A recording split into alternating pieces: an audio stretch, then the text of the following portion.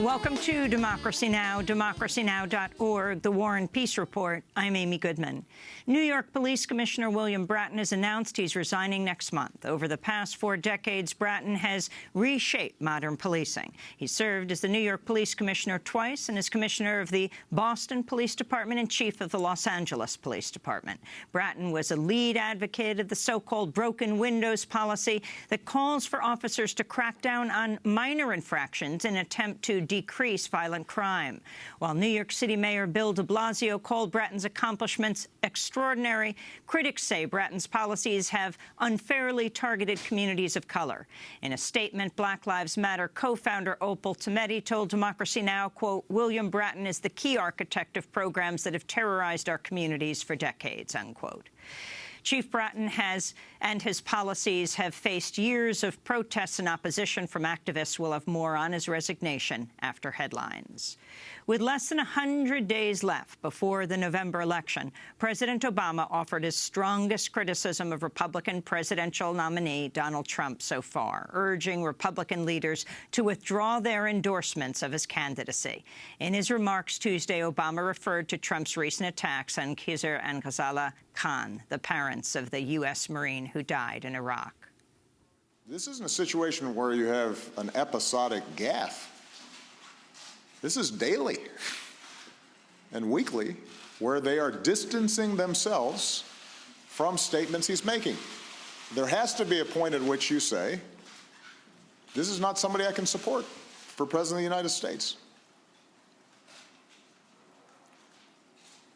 Even if he purports to be a member of my party. And the fact that that has not yet happened makes some of these denunciations ring hollow. Donald Trump attacked the Khans after Khizr Khan spoke at the Democratic Convention in Philadelphia Thursday. Trump suggested in an interview that Ghazala Khan hadn't spoken because, as a Muslim woman, she wasn't allowed to. Ghazala refuted Trump's comments, saying she hadn't spoken because of her grief. This is Ghazala Khan speaking more about her son on MSNBC. I was really worried, and I talked to him about all this, that this is a war. And I don't want you to go out or do something stupid, and don't be a hero. Please come back and go safely. My prayers are with you, and be strong. To see more from Ghazala Khan in a rare video of Ghazala and Khizr Khan visiting Arlington National Cemetery, the grave of their son, who is Army Captain Khan, you can go to democracynow.org. We played an excerpt of Section 60, Arlington National Cemetery. Meanwhile, friction is increasing between Trump and top Republican leaders. On Monday, in an interview with The Washington Post, Trump refused to endorse the re-election campaigns of Arizona Senator John McCain and Wisconsin Congressman Paul Ryan. Trump praised Ryan's opponent in the race, saying he was running a very good campaign. Ryan's opponent, Paul Nehlen, has defended Trump's remarks about the Khans. Both Ryan and McCain publicly distanced themselves from Trump over his comments.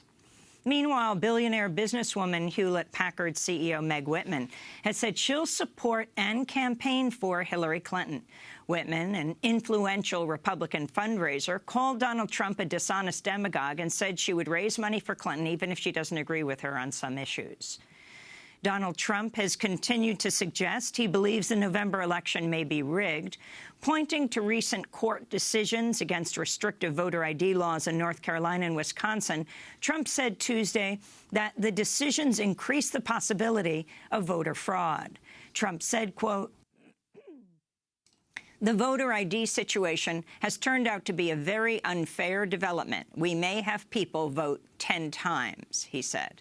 Studies of voter fraud in the U.S. have concluded the type of fraud Trump warned about is extremely rare. This comes after Republican political operative and Trump supporter Roger Stone warned of a bloodbath if Trump doesn't win in November. Speaking with Breitbart's Milo Yiannopoulos, Stone said, quote, "We will have a constitutional crisis, widespread civil disobedience, and the government will no longer be the government. It will be a bloodbath," Stone said. Baltimore County Police killed a 23-year-old African-American woman Monday after an armed standoff. Corrin Gaines was live streaming the standoff via Facebook on Monday before her account was shut down. Police say they attempted to negotiate with Gaines before shooting her and that she had pointed a shotgun at police. Her 5-year-old son was in the apartment with her and was injured by gunfire. Police were at Gaines' apartment to execute a arrest warrant related to a traffic violation earlier this year. Police also had a warrant for Gaines' boyfriend, who was arrested before the standoff began and later released. Police have not said who fired the shot that injured Gaines' son. The Delaware State Supreme Court ruled Tuesday the state's capital punishment law violates the Constitution by allowing judges, but not always juries, to recommend the death penalty. Death penalty supporters can ask the state's legislators to amend the law's language, but such a request would likely fail. The state Senate passed a bill to abolish the death penalty last year before it was narrowly defeated in the state's House of Representatives. In Libya, a car bomb in Benghazi killed at least 20 people today as Libyan factions backed by the U.S. continue their fight against ISIS. This comes as the U.S. has launched at least 5 airstrikes in Libya since the Pentagon announced the beginning of an open-ended air campaign there Monday. Turning now to Venezuela, the opposition to President Nicolas Maduro has gained enough signatures this week to begin the process of a presidential recall referendum. But speaking yesterday on his weekly television program, President Maduro appeared to preempt the idea that any recall would occur this year. I will say it. If the opposition legally obtains the signatures, we will go to elections next year, and I am sure that the Venezuelan people will hand us a victory for the country, a victory of peace.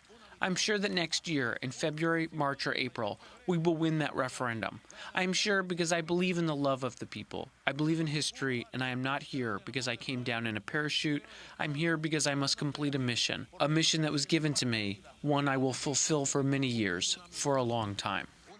If a referendum takes place before the end of the year, a new presidential election would be held. If the referendum occurs after the end of the year, Maduro could be forced to step down, but his vice president would finish his term, which ends in 2018.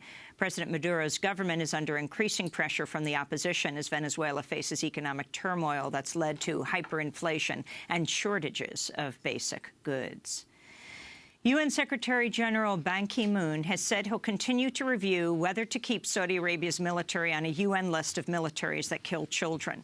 The UN placed Saudi Arabia on the list last month over its conduct in Yemen. The Saudis complained, and Ban told them to provide evidence they were taking steps to prevent child casualties. Ban Ki-moon defended the decision on Tuesday. The content of the report stands.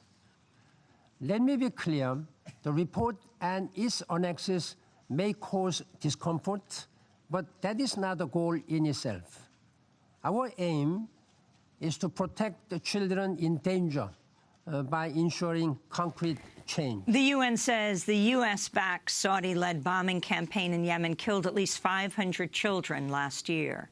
Meanwhile, UN Secretary-General Ban Ki-moon is expected to propose reopening an inquiry into allegations that former UN Secretary-General Dag Hammarskjöld was assassinated by a South African paramilitary organization supported by the CIA and British intelligence. Dag Hammarskjöld was the UN's second Secretary-General and died in a plane crash in 1961. The South African government has announced the recent discovery of decades-old intelligence documents detailing the alleged plot. The CIA has denied involvement. And U.S. war resistors who went to Canada to avoid serving in Iraq and Afghanistan are asking Canadian Prime Minister Justin Trudeau to allow them to remain in the country. Hundreds of U.S. war resistors moved to Canada in the early 2000s, but faced deportation after the election of the Conservative Harper government in 2006. Resistors still in Canada say they're hoping Prime Minister Trudeau's Liberal government elected last year will make a final decision about their legal status in the country. Polls suggest a majority of Canadians support allowing the vets to stay. And those are some of the headlines. This is Democracy Now!, democracynow.org, The War and Peace Report.